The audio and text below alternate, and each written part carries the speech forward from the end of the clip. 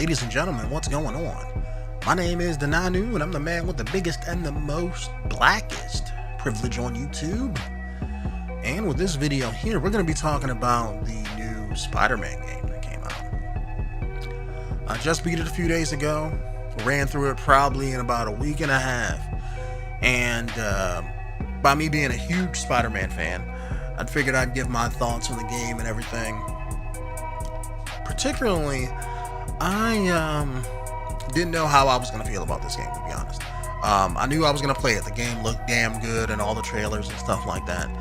And I remember when I was seeing the first one, I was like, damn, they finally got, a lot of things right with this game. The movement, the cutscenes look cinematic.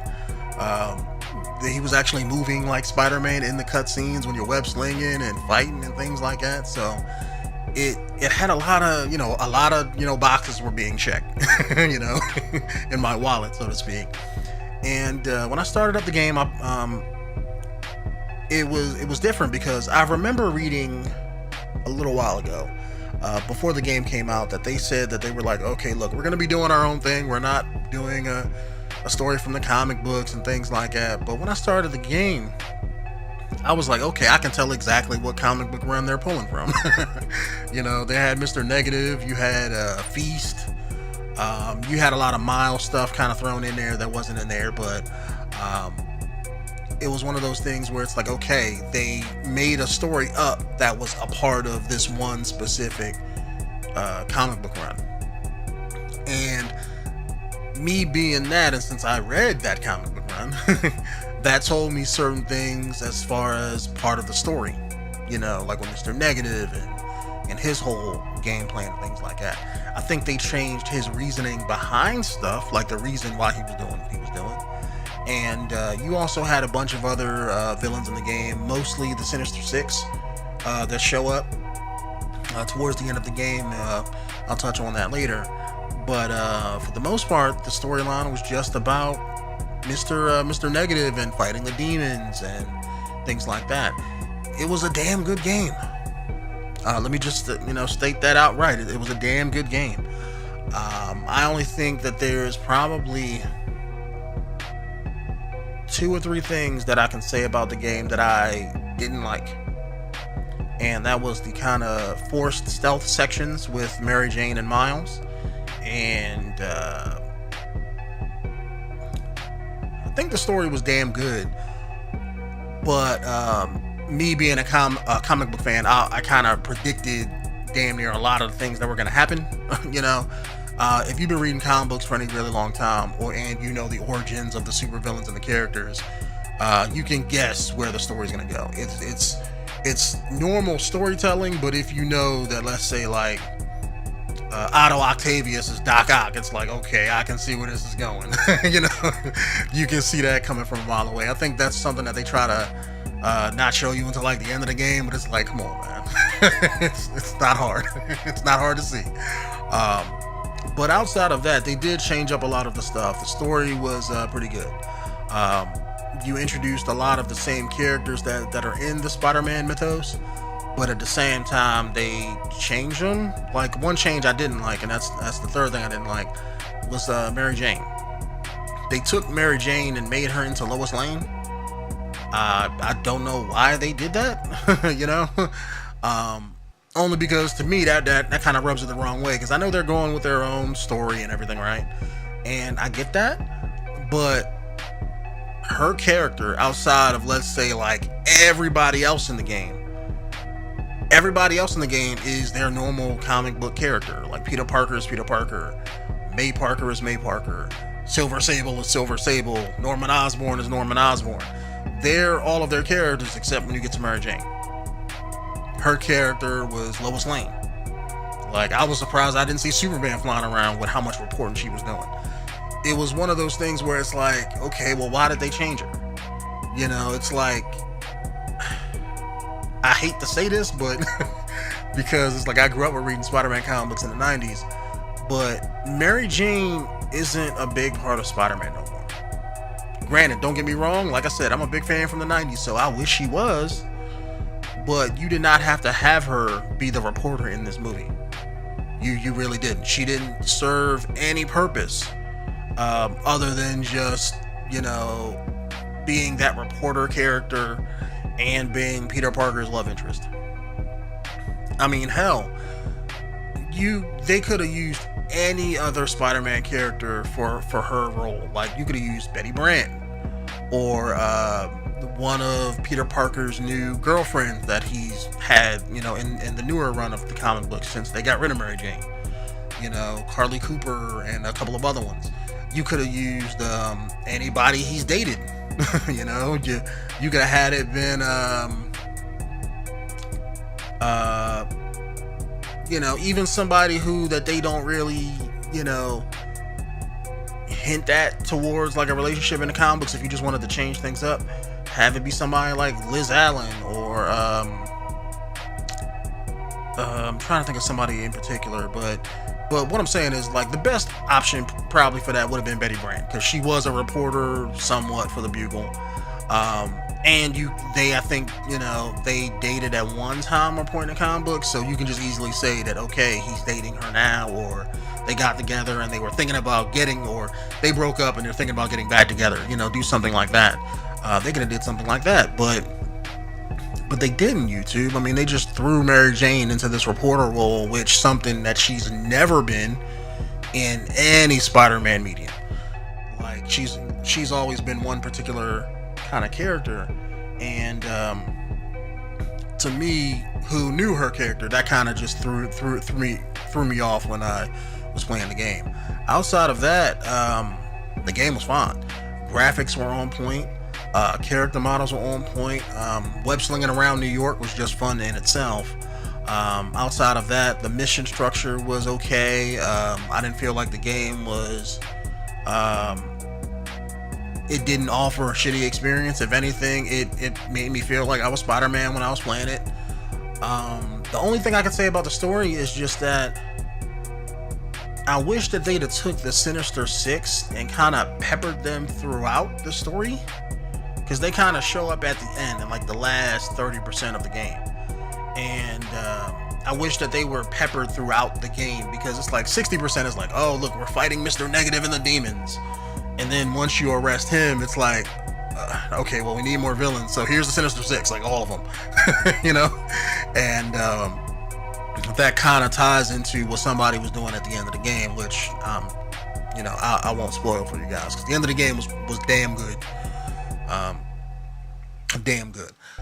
This game is definitely the best Spider-Man game that's ever come out, bar none. Well over Spider-Man 2 from back in the day.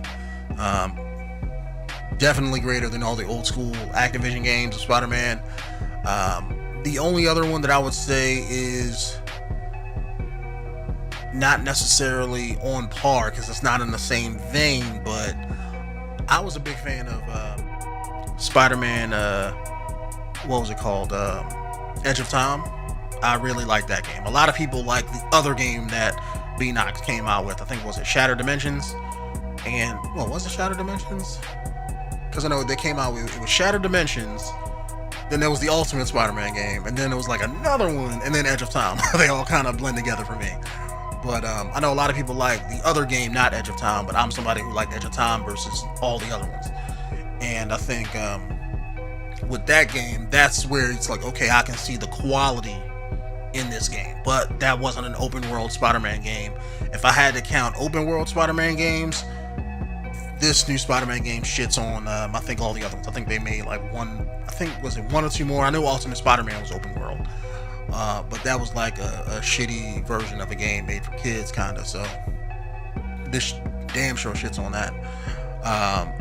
But the music was good. It was incredibly cinematic, even more so than I thought it was going to be. Like, it didn't have to go there. Like, the ending fight scene and things like that, the last 2 or 3 missions of the game, I was like, damn, this it's like watching a movie. This could be a Spider-Man movie. Like, if you can somehow cram the story of the game in like 2 or 3 hours, it could be a movie. That's how cinematic it was. You'd probably have to fill in the gaps, but they could definitely take the story and make it into a movie. Music was good. Nothing really stood out to me. It wasn't like overly memorable. I'm trying to think what else is good too. The world was incredibly good too. Like, it felt like it was lived in. You had people, you had subways. Um, that was actually your fast travel. Like, if you fast travel on the map, you see Spider-Man riding the subway. I thought that was hilarious to see. When you would walk on the ground or web sling close to the ground, you could, talk to people, do flips, or give them thumbs up, and things like that. Or somebody would ask to take a picture with you. Like, you had a lot of personality in the game. Like that a lot too. The combat system was on point. It wasn't the most in-depth combat system, but you had enough depth there to satisfy people like myself, who'd be like, you know what? Okay, this game isn't just Dynasty Warriors with a Spider-Man skin on it. You had a lot of extra costumes in the game, a lot of recognizable ones from the movies, also a lot of the famous comic book ones. And they even turned that into a system that they had in the game, where the different suits that you unlock will give you different abilities that you can use when you're playing the game and stuff like that to help you out. Thought that was really good as well. Also, you had a whole gadget system layered on top of that, where you can get different gadgets for your Spider-Man character to help you out during combat. I thought that was cool for what it was. I personally didn't use it all that much because I'm just not a fan. I'm a fan of gadgets in real life, so I don't need to be a fan of gadgets in games. And I chose to put my points into the fighting character tree, so to help me with my punches and kicks, because that's what I'm doing most of the game, versus the gadgets. But they're there for somebody if you want to respec, or if you want to build your character that particular way, you can do that too. Thought that was a great inclusion. You had a lot of stuff you can do in the map, like a lot of the side missions, the bases, the side activities, and each one of them gave you tokens or credits that you can use to upgrade your suit, or upgrade your gadgets, or upgrade your character, in addition to the overall experience of the game. So everything that you were doing in the game counted towards something, because you can put that that token or that credit or that reward into building something in your character. Thought that was a great idea, because what that does is that drives people to want to do the side activities, not just, oh yeah, let me just play the main story mission and level up, and then I have everything I need. This game is like, no, look, if you want to get some of this extra stuff, you don't need to get it, because they give you more than enough points. They don't force you to do them like in some games, but they was like, look, if you want to do it, here it is.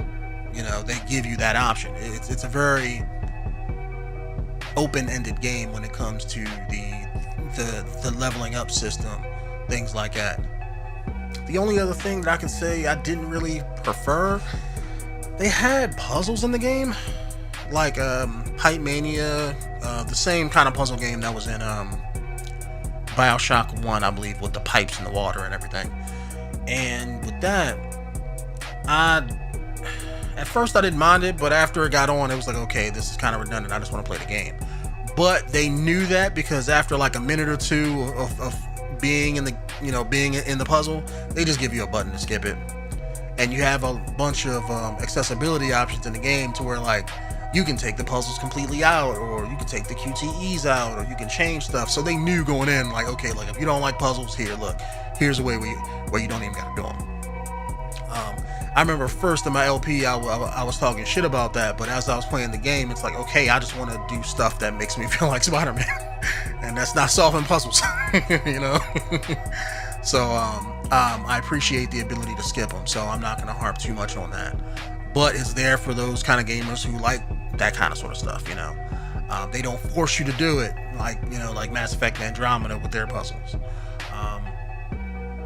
Other than that, like I said, game was damn good. It's not really a whole lot I can say. I mean, I can't bash the game and be like, oh, this game is shit. Like, no.